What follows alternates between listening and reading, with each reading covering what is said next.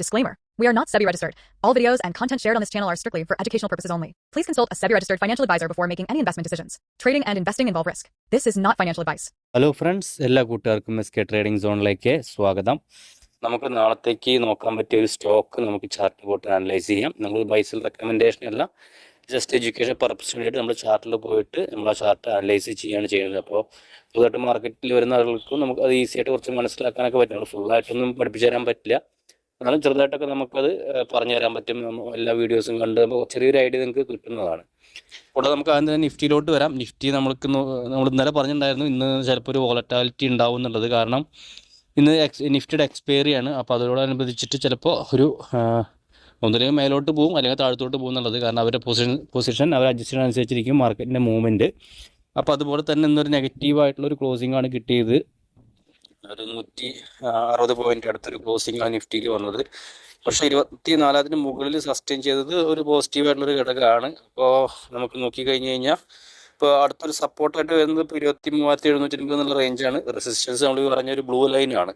ഒരുപാട് നാളെ നമ്മൾ ഈ ലൈനും വരച്ചിരിക്കുന്നു, പക്ഷേ ബ്രേക്ക് ചെയ്യുന്നില്ല. ഏകദേശം അതിനോട് അടുത്തെത്തി. അവിടെ നിന്ന് നല്ലൊരു സെൽ ഓഫ് വന്നു. ഇപ്പം നോക്കിക്കഴിഞ്ഞാൽ നമുക്ക് വലിയൊരു നെഗറ്റിവിറ്റി എന്ന് പറയാൻ പറ്റില്ല.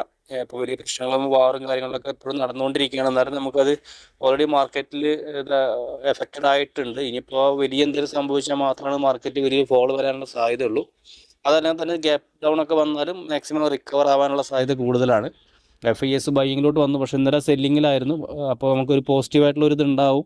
ഇപ്പോൾ ഉദാഹരണത്തിന് ഇപ്പോൾ നമ്മൾ FIS ഇപ്പോൾ ഒരു കണ്ടിന്യൂസ് ഒരു 3 ദിവസം ബൈ ചെയ്തുകൊണ്ടിരിക്കുകയാണ്. പിറ്റേ ദിവസം ഗ്ലോബലി മാർക്കറ്റ് വീക്ക് ആണെങ്കിലും പിറ്റേ ദിവസം നമുക്ക് ഒരു അധികം നെഗറ്റിവിറ്റി വരില്ല. ആ ദിവസം ചിലപ്പോൾ FIS സെല്ല് ചെയ്താലും നമുക്ക് ആ ഒരു ഓപ്പണിംഗ് നല്ലൊരു ഓപ്പണിംഗ് കിട്ടും. അതിന് ശേഷമായിരിക്കും സെൽ ഓഫ് വരിക.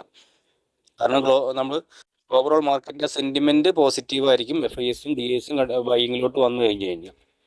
ഓക്കെ, നമുക്ക് നോക്കിക്കഴിഞ്ഞാൽ അപ്പോൾ നമ്മൾ പറഞ്ഞ പോലെ തന്നെ റെസിസ്റ്റൻസ് സപ്പോർട്ടും വരഞ്ഞു വെച്ചിട്ടുണ്ട്. അപ്പോൾ അത് നമ്മളൊന്ന് വാച്ച് ചെയ്യുക. ചിലപ്പോൾ ഈ റേഞ്ചിൻ്റെ ഉള്ളിൽ കുറച്ച് നാൾ കൺസോൾട്ടേറ്റ് ചെയ്തുകൊണ്ടിരിക്കാനാണ് സാധ്യത. കാരണം ഈ റേഞ്ചിൽ തന്നെയാണ് നിഫ്റ്റി ഒരുപാട് നാളായിട്ട്.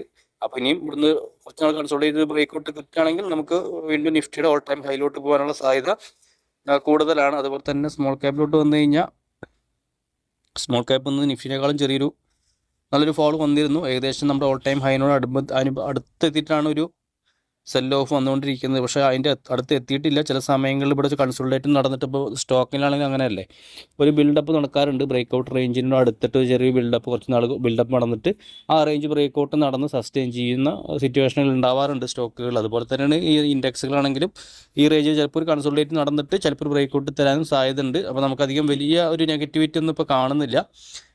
നമുക്കതൊരു വെയിറ്റ് ചെയ്യാം. കാരണം ഇപ്പോൾ നമ്മുടെ മെയിൻ ഇൻഡെക്സായി നിഫ്റ്റിയിൽ ഫോളും സെൽ ഓഫ് വരുമ്പോൾ ഓട്ടോമാറ്റിക്കലി നമുക്കത് മിഡ് ക്യാപ്പിലോട്ടും അതുപോലെ സ്മോൾ ക്യാപ്പിലോട്ടും ആ ഒരു സെൻറ്റിമെൻറ്റ്സ് ഉണ്ടാവും. അപ്പോൾ അതിൻ്റേതായിട്ടുള്ള സെൽ ഓഫ് ആയിരിക്കാം എന്നുള്ളത്. കാരണം ഇപ്പോൾ നിഫ്റ്റി 50 സ്റ്റോക്കുകളാണെങ്കിൽ ഫോൾ വന്നാലും വലിയൊരു ഫോൾ വരില്ല, ഒരു 2-3-4% വരുള്ളൂ. പക്ഷേ സ്മോൾ ക്യാപ്പ് സ്റ്റോക്കുകളിലൊക്കെ ഒരു ഫോൾ വരാമെന്ന് പറഞ്ഞു കഴിഞ്ഞാൽ 8, 10, 20% ഫോൾ വരും. UC LC ഒക്കെ അടിക്കും. അപ്പോൾ അത് സ്മോൾ ക്യാപ്പ് സ്റ്റോക്കുകളുടെ ഒരു പ്രത്യേകതയാണ്. കാരണം അതിൽ നമ്മൾ പറഞ്ഞ പോലെ സ്റ്റോക്കുകളിൽ എക്സിറ്റ് ചെയ്യുമ്പോഴൊക്കെ നല്ല രീതിയിൽ ഫോൾ വരും. നല്ല പ്രോഫിറ്റ് ബുക്കിംഗ് ഒക്കെ വന്നു കഴിഞ്ഞാൽ നല്ല ഫോൾ വരാനുള്ള സാധ്യത വളരെ കൂടുതലാണ്. ഓക്കെ, നമുക്ക് നാളത്തേക്ക് നോക്കാൻ പറ്റിയൊരു സ്റ്റോക്ക് നോക്കാം. നമ്മൾ ഇന്നലെ പറഞ്ഞൊരു സ്റ്റോക്കായിരുന്നു ലാൽപത് ലാബ് എന്ന് പറഞ്ഞ സ്റ്റോക്ക്. നമ്മൾ പറഞ്ഞു ഈ ഒരു ഫാർമ സെക്ടറിലെ സ്റ്റോക്കുകളിലൊക്കെ ഒരു മൂവ്മെൻറ്റ് ഉണ്ട് എന്നുള്ളത്. ഏകദേശം നമ്മൾ ഇന്നൊരു നല്ലൊരു നെഗറ്റിവിറ്റി ആണെങ്കിലും ആ ഒരു സ്റ്റോക്ക് നമ്മൾ പറഞ്ഞ പോലെ തന്നെ ഒരു പോസിറ്റീവ് ക്ലോസിംഗ് ആണ് തന്നത്. ഇതിൻ്റെ ആരും എൻട്രിയും ടാർഗറ്റ് സ്റ്റോപ്പ് ലോസും നമ്മുടെ ഗ്രൂപ്പിൽ ചോദിച്ചില്ല ഇന്ന് നമ്മുടെ ടെലിഗ്രാം ഗ്രൂപ്പിൽ. അപ്പോൾ അതുകൊണ്ട് നമ്മളത് വിട്ടു. അപ്പോൾ നമുക്ക് നാളത്തേക്ക് നോക്കാൻ പറ്റിയൊരു സ്റ്റോക്കാണ് മോസ്റ്റിപ്പ് എന്നൊരു സ്റ്റോക്ക്. ഈ സ്റ്റോക്ക് നമുക്ക് ഈ ഒരു ഫോളിംഗ് മാർക്കറ്റിലും ഒരു 3% മുകളിൽ ഒരു ക്ലോസിംഗ് തന്നൊരു സ്റ്റോക്കാണ്. 240 രൂപയിലാണ് സ്റ്റോക്ക് ട്രേഡ് ചെയ്യുന്നത്. നമുക്ക് ഈ സ്റ്റോക്കിൻ്റെ ചാർട്ട് വന്നു കഴിഞ്ഞാൽ താഴത്തോട്ട് നല്ലൊരു ഫോൾ വന്നു, അതിനുശേഷം റിക്കവറായി വന്നൊരു സ്റ്റോക്കാണ്. നമ്മളിത് ടെലിഗ്രാം ഗ്രൂപ്പ് നമ്മൾ ഈ ലോ ലെവൽ എന്നൊക്കെ പറഞ്ഞൊരു സ്റ്റോക്കാണ്. ഏകദേശം നല്ലൊരു റിട്ടേൺ നമുക്ക് ജനറേറ്റ് ചെയ്യാൻ പറ്റിയ ഒരു സ്റ്റോക്കാണ്. ഏകദേശം ഇപ്പോൾ തന്നെ ഒരു 40% അടുത്ത് ഈ സ്റ്റോക്ക് നമുക്കൊരു റിട്ടേൺ തന്നിട്ടുണ്ട്. ഇപ്പം നമുക്ക് ഇതിലേക്ക് ഒരു എൻട്രി എന്ന് പറഞ്ഞു കഴിഞ്ഞാൽ ഒരു ട്രെൻഡ് ലൈൻ വരയ്ക്കാം. ഇപ്പോൾ നമുക്ക് ട്രെൻഡ് ലൈൻ വരയ്ക്കാം. കാരണം ട്രെൻഡ് ലൈൻ വരയ്ക്കാനൊക്കെ ചില ആൾക്ക് ബുദ്ധിമുട്ടായിരിക്കും. അപ്പോൾ അവർക്കൊക്കെ കുറച്ച് ഈസി ചെയ്യാൻ വേണ്ടിയിട്ട് നമുക്ക് കണ്ട് ഈ ഒരു ഹൈന്ന് താഴത്തോട്ട് വന്നു കഴിഞ്ഞാൽ നമുക്കുണ്ട് ഒരു 3 ടച്ച് വരുന്നുണ്ട്. ഏകദേശം ഇവിടുന്ന് ഇവിടുന്ന് ഒരു റെസിസ്റ്റൻസ് അവിടെ നിന്നാണ് സ്റ്റോക്ക് താഴത്തോട്ട് വന്നതിന് ശേഷം ഇവിടുന്ന് രണ്ടാമത്തെ മിനിമം 2 പോയിന്റെങ്കിലും വെച്ചിട്ടാണ് വരയ്ക്കാൻ പറ്റുള്ളൂ. പിന്നെ അതിനുശേഷം മൂന്നാമത് കണ്ടില്ല, അതേ റേഞ്ചിൽ നിന്ന് തന്നെ റിവേഴ്സലായി. പിന്നെ നോക്കിക്കഴിഞ്ഞാൽ നിങ്ങൾക്ക് താഴത്ത് നോക്കിക്കഴിഞ്ഞാൽ അടുത്തൊരു ബ്രേക്ക് ഔട്ട് ഈ ട്രെൻഡ് ലൈനിൻ്റെ അടുത്ത് വന്നപ്പോൾ ഒരു നല്ലൊരു വോളിയത്തോടുള്ള ഒരു ബ്രേക്ക് ഔട്ടാണ് വന്നത്. ആ ഒരു വോളിയത്തോടുള്ള ബ്രേക്ക് ഔട്ട് സസ്റ്റെയിൻ ചെയ്തിട്ട് അതേ കണ്ടോ, ഇവിടെ നല്ലൊരു വോളിയത്തോടുള്ള break out sustain break out നടന്നു. അതിനുശേഷം കണ്ട ഈ ട്രെൻഡ് ലൈൻ സപ്പോർട്ട് എടുത്തിട്ടാണ് പിന്നെ സ്റ്റോക്ക് മേലോട്ട് കയറുന്നത് അല്ലേ.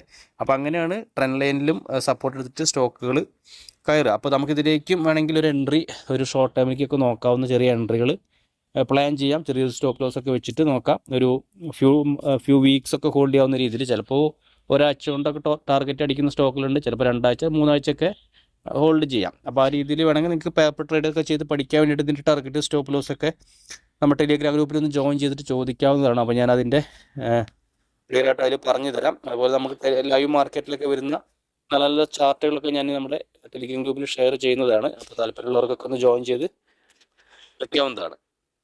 അപ്പോൾ ഓക്കെ ഫ്രണ്ട്സ്, നമുക്ക് ഈ ഒരു സ്റ്റോക്ക് നിങ്ങൾ വാച്ച് ലിസ്റ്റ് ആഡ് ചെയ്തിട്ട് അതിൻ്റെ മൂവ്മെൻ്റ് ഒക്കെ ശ്രദ്ധിക്കുക. അതുപോലെ സ്മോൾ ക്യാപ്പ് എപ്പോഴും സ്ട്രെങ്ത് ഉണ്ടോ എന്ന് നോക്കുക. അപ്പോൾ ആ സമയങ്ങളിൽ നമ്മൾ എടുക്കുന്ന സ്റ്റോക്കുകളാണെങ്കിലും അതിൻ്റേതായിട്ടുള്ളൊരു പോസിറ്റിവിറ്റി ഉണ്ടാവും. അപ്പോൾ അതുകൊണ്ടാണ് നമ്മൾ എന്നും ഈ ഇൻഡെക്സുകൾ അനലൈസ് ചെയ്യുന്നത്. നിഫ്റ്റിയാണ് മേജർ ഇൻഡെക്സ്. അതിനുശേഷം നമ്മൾ നോക്കിക്കഴിഞ്ഞ് കഴിഞ്ഞാൽ സ്മോൾ ക്യാപ്പ്, മിഡ് ക്യാപ്പ്, കാരണം സ്മോൾ ക്യാപ്പ് സ്റ്റോക്കുകൾ, മിഡ് ക്യാപ്പ് സ്റ്റോക്കുകളാണ് നമ്മൾ കൂടുതൽ എൻട്രി എടുക്കുന്നത്. അപ്പോൾ അതുകൊണ്ടാണ് നമ്മൾ അതിൻ്റെ ഇൻഡെക്സും കൂടി ഒന്ന് പരിഗണിക്കുന്നത്. അപ്പോൾ ഓക്കെ ഫ്രണ്ട്സ്, നമുക്ക് നാളെ ഇതേപോലെ മറ്റൊരു വീഡിയോ ആയിട്ട് കാണാം. താങ്ക്